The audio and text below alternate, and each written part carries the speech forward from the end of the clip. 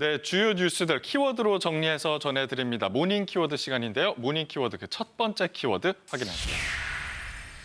고 박원순 전 서울시장을 성추행 혐의로 고소한 피해자 측이 2차 기자회견을 열었습니다. 모닝 키워드에서 확인합니다. 바로 어제 고 박원순 전 서울시장을 성추행 혐의로 고소한 피해자 측의 2차 기자회견이 있었습니다. 권력에 의해 은폐, 비호, 지속된 조직적 범죄라는 것입니다. 피해자 측은 20명 가까운 서울시청 동료들이 지난 4년간 성추행 의혹을 은폐했다고 주장하면서 박원순 전 시장의 개인 문제가 아닌 조직적인 범죄라고 했는데요. 서울시는 이 사안에서 책임의 주체이지 조사의 주체일 수 없습니다. 그 내용 자세히 살펴봅니다. 자, 이 모닝 키워드 첫 소식 양지열 변호사와 자세히 이야기 나눠보겠습니다. 어서 오세요. 안녕하세요. 네. 자, 이 고 박원순 전 서울시장 성추행 혐의로 고소를 한 피해자 측이 지난주에 이어서 두 번째 기자회견을 연 거죠? 네, 그렇습니다. 이제 어제 좀 새롭게 나온 부분은 그동안 한 4년 동안에 지금 부서를 옮기기 전에 한 17명 그리고 옮긴 후에도 한 3명 정도 한 20명 가까이에게 고충을 다 얘기를 했었다라는 겁니다. 그런데도 그 부분을 들어주지 않았기 때문에 조금 전에 얘기를 들으신 것처럼 서울시가 직접적으로 뭔가 조사를 할 그럴 상대가 아니라 조사를 받아야 될 대상이다라고 주장을 하면서 국가인권위원회에 진정을 넣겠다. 그래서 국가인권위원회가 성희롱 부분을 맡고 있는 공공기관이기 때문에 그것을 통해서 조사를 하겠다라고 그렇게 밝혔습니다. 피해자의 주장에 따르면 4년 동안 주변 사람들한테 도움을 요청을 했는데 구체적으로 어떤 분께 요청을 했고 어떤 식으로 뭐 이런 무시가 됐는지 이런 내용들 나왔습니까? 네, 그렇죠. 일단 어떤 얘기를 직접적으로 했는지는 이제 20명을 묶어서 얘기하다 보니까 예. 가별적으로 얘기가 나오진 않았어요. 네. 다만 그 중에는 다 이제 당연히 상사들이고요. 인사 담당관까지 포함이 있었고. 인사 담당자요? 예, 그리고 이제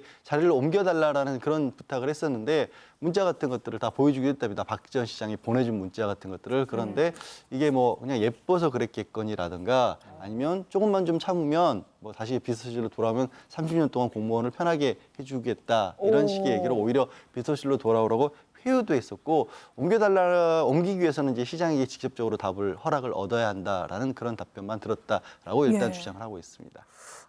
그러면은 이 박 전 시장이 사망한 가운데 지금 여기에 대해서는 뭐 어떤 법이 적용될 수 있는 건가요?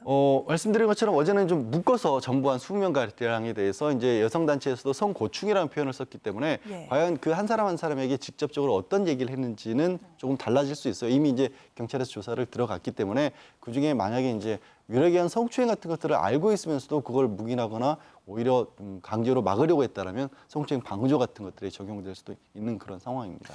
서울시가 좀 입장이 난처할 것 같은데 네. 서울시 입장 어떻습니까? 일단 원래는 지난 15일에 서울시에서도 민관 합동조사단을 꾸려서 서울시도 있고 여성변호사협회라든가 또 피해자를 돕고 있는 단체를 포함을 시켜서 객관성을 좀 담보를 하겠다고 했는데 단체 측이 여러 번 요청을 했지만 단체에서는 참석을 안 하기로 그렇게 입장을 밝힌 겁니다. 네. 그래서 합동조사단을 서울시에서도 공식적으로 운영할 수 없겠다라고 하고 아까 이제 국가인권위원회 제소 얘기를 얘기했지 않습니까? 인권위원회에 진정을 해서 인권위원회가 조사를 시작을 하면 적극적으로 협조하는 방안으로 이 진상규명에 나서겠다라고 입장을 정리를 했습니다.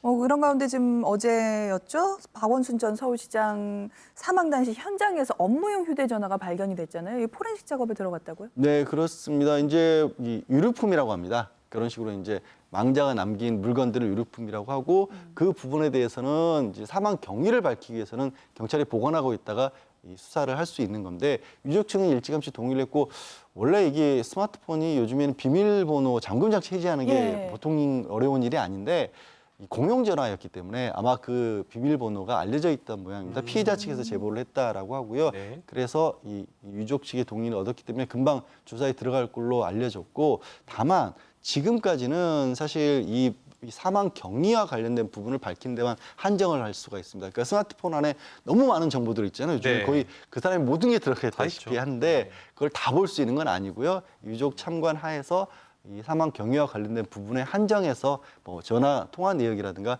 문자 메시지 같은 거 이런 것들을 볼 수 있고 경찰에서는 혹시 지금 뭐 의혹이 되고 있는 뭐 성추행 방조라든가 아니면 혹시 수사 기밀이 유출된 거 아니냐 이런 부분에 관련해서도 이 휴대전화 내용을 활용하는 방안을 지금 찾고는 있긴 합니다만 영장을 발부받아야 되는데 그게 그렇게 쉬워 보이진 않아요. 왜냐하면 개인용 휴대전화 두 대에 대해서 이미 통신 기록, 이거는 이제 전화 자체를 들여다보는 건 아니고 누구랑 통화를 했는지 내용만 보겠다라는 것도 영장에 발부받지를 못했거든요.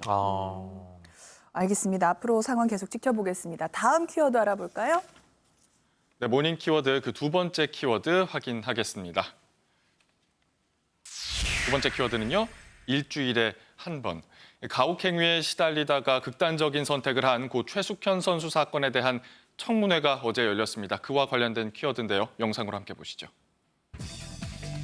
고 최숙현 선수 사건에 대한 진상규명 청문회가 열렸습니다. 가해자로 지목된 4명 가운데 남자 선수 1명만 출석한 상황. 폭행과 폭언을 한 사실이 있습니까? 예, 있습니다. 폭행은 얼마나 자주 있었습니까? 자주까지는 아니고 일주일에 한 번은 있었던 것 같습니다.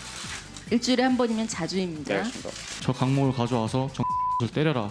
그래서 제가 그렇게 때린 기억이 있습니다. 최숙현 선수가 생전에 쓴 일기장 일부도 최초로 공개됐는데요. 가혹행위를 신고를 했는데 이것이 바로 감독한테 알려져서 감독이 해외에서 얼마나 전화를 했겠습니까? 회유도 하고 압박도 하고. 청문회 상황에 대해서 알아봅니다. 고 최숙현 선수 관련 진상규명 청문회가 어제 열렸는데 그 가해자로 지목된 사람이 다 나오진 않았군요. 예, 사실 이제 최숙현 선수를 애도하는 묵념으로 청문회를 시작을 예. 했습니다. 네. 그런데 말씀하신 것처럼 핵심 가해자 3명이 안 나온 거예요, 전부 다. 그중에 다른 이제 스스로 이제 자신의 범죄 사실을 어느 정도 자백했던 보신 것처럼 김모 선수는 나오긴 한 했습니다만. 명만. 그래서 지금 어떻게 된 일이냐라고 사정을 들어봤더니 사실 김 감독하고 네. 운동처방사로 알려진 안 씨하고는 이미 구속돼 있거든요. 그러니까 수감 중이니까 나오려고 하면 얼마든지 나올 수가 있는데 김 감독 같은 경우에는 이거 지금 수사 중이기 때문에 나가서 얘기를 할 수가 없다라고 하고 운동처방사는 우울증이나 극심한 스트레스에 시달리고 있다라는 그런 불출석 사유서를 제출했습니다. 네. 그리고 한 한 사람 명은, 네. 구속은 안 돼 있습니다만 또 이 폭행과 가혹행위를 주도한 걸로 알려진 장모호 선수 같은 네. 경우에는 연락이 안 닿는데요. 아예 출석 요구서 자체가 반송이 되고 있는 상황이어서 그나마 아까 보신 그 김모 선수, 그 김 선수의 얘기를 듣는 정도에 그쳤습니다. 청문회가 의미가 있을까요? 이렇게 핵심 그러게요. 가해자들 4명 가운데 3명이 안 나왔는데. 그러니까 그러다 보니까 오히려 국회의원들끼리도 이러면 청문회 뭐하러 해야 되냐라고 예. 회의론이 나올 정도의 상황이었습니다만 그래도 이제 그 김모 선수가 어느 정도 자세한 얘기들을 좀 했어요. 네. 그 가운데서 본인이 이제 감독이나 운동처방사에게 폭행을 당하기도 했었고 자기도 이제 폭행을 했었다라고 했고 저는 깜짝 놀란 부분이 물론 아직 한 사람의 일방적인 증언이긴 합니다만 이 장모 선수 있지 않습니까? 장모 네. 선수가 선수들끼리 다른 선수를 폭행하기 시켰다라는 거예요. 그래서 본인도 강목으로 다른 선수를 때리는 걸 봤다 이런 얘기를 한 겁니다. 그렇군요. 정말 이게 이야기가 점점 많이 나오는데 아까 화면으로도 살짝 보니까는 최숙현 선수가 직접 쓴 일기장이 공개가 됐나 봐요. 어제 네, 저녁에서. 그렇습니다. 그 일기장이 좀 특이한 게 뭐냐면 그 일기장이 그 주제가 정해져 있는 거예요. 그 일기장이 미리 인쇄가 돼 있으면 나의 원수는 누구인가라는 제목이 있으면 거기에 그 내용을 본인이 적는 겁니다. 예. 그렇게 적은 일기장에 4명 이름이 있는데 당연히 김 감독하고 운동처방사 안 씨가 있고 선수들 새로운 이름도 2명이 나왔어요. 예, 그래서 이거는 추가 조사도 해야 되는 게 아니냐. 그러니까 진실 규명은 아직 멀었는데 예. 아직도 이제 추가 조사해야 될 것만 오히려 늘어난 그런 상황입니다. 네, 알겠습니다. 어쨌든 어제 그 최숙현 선수 네. 그 유가족이 청문회 보시면서 또 눈물을 흘리셨다고 하더라고요. 맞아요, 예. 좀 하루빨리 좀 진실이 밝혀졌으면 합니다. 다음 키워드 알려주실까요? 네, 모닝 키워드 마지막 키워드 바로 확인하겠습니다. 바로 띄워주시죠. 마지막 키워드는 수술 중 이상무입니다. 이 수술실 내 CCTV 설치를 의무화해달라는 국민 청원이 올라왔는데요. 모닝 키워드에서 확인합니다. 네, 지난해 10월 편도 제거 수술을 받고 뇌사 상태에 빠진 뒤 5개월 만에 사망한 사고. 안 되고 밥도 못 먹고 물도 잘 못 먹다라고 얘기를 했는데 그러니까 입원을 좀 더 할 수 있냐라고 물었더니 아주 냉소적으로 얘기를 하더라고요. 최초 수술 기록지에 적힌 수술 중 이상무, 그리고 공식 입장을 내놓지 않고 있는 병원과 담당 집도의. 유족은 수술실 폐쇄회로 TV 의무화 국민청원을 게시했고 동의가 약 5만여 명에 육박했습니다. 당시 사건의 전말에 대해 이야기해봅니다. 저희가 일전에도 수술실에 이 CCTV 맞아요. 설치하는 문제에 대해서 여러 가지 말씀을 드리기도 했는데요. 이번에도 청원이 올라왔습니다. 이번에는 구체적으로 어떤 일 때문에 또 이렇게 청원이 올라왔습니까? 이게 5살, 지난해 10월에 5살이었던 김모군이 5살이요? 사망한 예. 사건이에요. 그 바람에 이제 수술실에서 뭔가 문제가 있었던 거 아니냐. 그걸 예. 밝히려면 CCTV가 필요하다라는 그런 청원이 올라온 건데 어떤 일이 있으냐면 아이들이 편도가 크면 예. 이 목이 막혀서 숨을 쉬기가 맞아요, 어렵습니다. 맞아요. 그래서 예. 이제 코골이 증상도 나타나고 수면 무호흡증 증상도 있기 때문에 이 편도를 좀 줄이는 수술을 합니다. 이거 일반적인 수술이에요. 네. 병원에서도 수술 1시간 정도밖에 안 걸린다 그랬는데 가족들이 기다렸는데 나오지는 않았답니다. 나왔어요. 그래서 2시간이 걸려서 수술이 나왔고 그때 당시 뭐 의료팀에서 얘기하기로는 이게 수술은 잘 됐는데 수술 후에 출혈이 좀 있어서 지혈하느라고 늦었던 것뿐이다. 그러면서 그냥 사흘 뒤에 퇴원하라고 했답니다. 그런데 이 여섯째 갑자기 정말 다량의 출혈을 일으키면서 아유. 아이가 쓰러졌고 곱장 뇌사 상태에 빠졌다가 한 5개월 만에 결국 이제 목숨을 잃은 그런 일입니다. 진짜 유가족들에게는 너무 안타깝다는 생각이 드는데 이제 이게 보면 일반적인 수술보다는 시간이 길었고 의료진들도 이 출혈이 좀 있었다고 이야기를 했고 근데 어쨌든 그러면 이런 일련의 과정들이 의무 기록이 분명히 남아있을 것 맞아요. 같은데 네. 어떻습니까? 일단 의무 기록은요 의료법상으로 네. 뭔가 문제가 있든 없든지 간에 환자가 요구하면 다 제공을 해야 한다. 무조건? 예, 그건 법입니다. 그 강제하고 돼 있고 그래서 지난해 10월 11일 날 처음으로 최초로 의무 기록지를 받았는데 처음 받은 의무 기록지에는 수술 후 이상 무 아무 이상 없다라고 적혀 있어요. 이상하네요. 아까는 분명히 1시간 이상 지연이 그렇죠. 됐었는데. 예. 네. 그리고 아이가 지금 사망했잖아요. 네. 그래서 이게 그럴 리가 없다라고 다시 요구를 했더니 이 수술 기록지를 다시 준 걸 보니까 예. 내용이 새로운 내용이 적혀 있는 거예요. 거기에는 마취해서 깨는 과정에 출혈이 발견돼서 다시 마취를 해서 지혈 작업을 해야 됐다라는 내용이 추가가 된 겁니다. 예. 그러면 의무 기록지를 18일 이후에 다시 받은 건데 25장이었다가 28장으로 늘어났던 거예요. 세 페이지가 늘어난 거니까 이건 누가 봐도 이상하고 사실 원래는요 이 수술과 관련된 의무 기록지를 임의로 수정하거나 추가하는 것도 불법입니다. 그래서 이게 문제가 있었던 게 아니냐라는 강력한 의심을 해볼 수밖에 없는 그런 상황이죠. 이게 의심 정도가 아닌 것 같은데. 세상에 늘어났잖아요. 예, 늘어난 건 확실한 거잖아요. 네. 근데 병원 입장은 어떤가요? 일단 KBS에서 취재를 하면서 당시에 수술을 했던 집도의를 찾아갔지만 만나서 할 얘기가 없다라는 거고요.